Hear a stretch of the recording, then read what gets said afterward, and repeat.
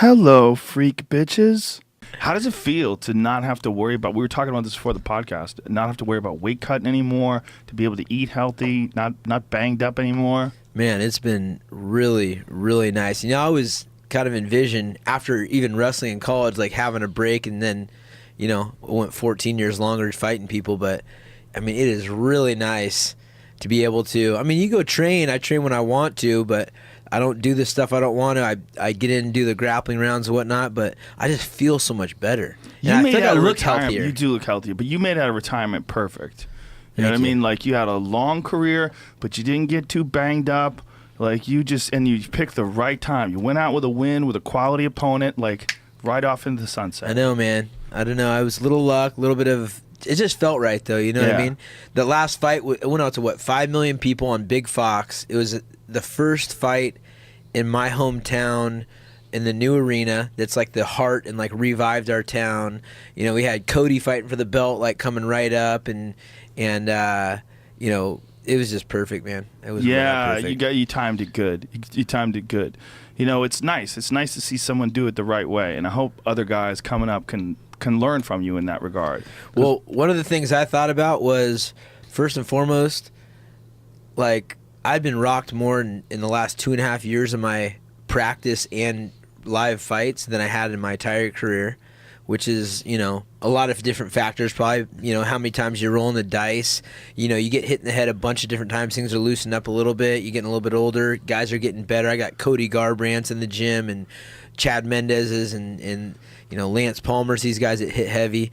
So, you know, I was just like, that's one factor. Then I lost 2 fights in a row for the first time in my career ever, even though it was a decision to Dominic and a decision to, what's his name?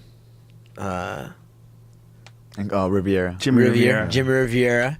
And it was like kind of lackluster losses, but nonetheless, it's like, Yeah. just like, you know what, I'm not going to, I'm gonna call this one in a good time. Smart, very smart, man. And I really do hope more guys learn, you know, and pay attention to how you did it and do it the right way. Because, like, how do you guys feel about, like, you know, you're seeing, like, a lot of these guys are going over to Bellator, and I think Bellator has signed some really good fighters, you know, like Rory McDonald, Lorenz Larkin, and they've got, I mean, Gegard Mousasi. They got some great talent over there, but they also have guys that are, you know, late 40s, 50s, still banging Freak show it out. stuff. Yeah, freak show stuff. For me, we always talk about this. I told Uriah, I said, hey, if I start getting fucked up in there, knocked out, like, I'm going to keep fighting. Like, make sure that you pull me away from Yeah. it. Like, be the homie that says, hey, sits me Yeah. down, like, hey, let's do a different career path.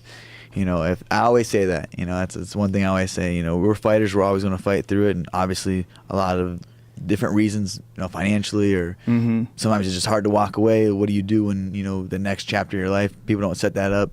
You know, luckily I'm fortunate, I have a lot of, you know, good people around me, so, you know, I'll have different avenues to go, and I always tell them, hey, if I start getting fucked up in there, stop me. Tell me It's also I'm done. important to understand that the kind of intensity and focus that's required to be a great fighter, you could do anything.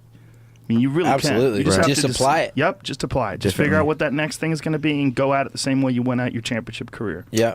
I always tell these guys, you know, we do talks before and after practice, and it's like a feather in the cap mentality. Like, we got guys in there that won't see the UFC daylight. I mean, they'll never step foot in the octagon, but they get a little bit of pride, whether it was one day, it was 10 years, or whatever, of being a part of that team. And that's something they add to their life. They take on them with the next thing. Somebody just comes in for a week. Some guys are going to be, you know, make it to the big show. Some guys are going to be world champions. Some guys are going to be Hall of Famers, you know, and that's whatever your journey is. That's a proud thing you can put in the feather in the cap and move on to whatever you're doing next. But it's a bigger picture, and it's like, journey's never over. It's just always changing.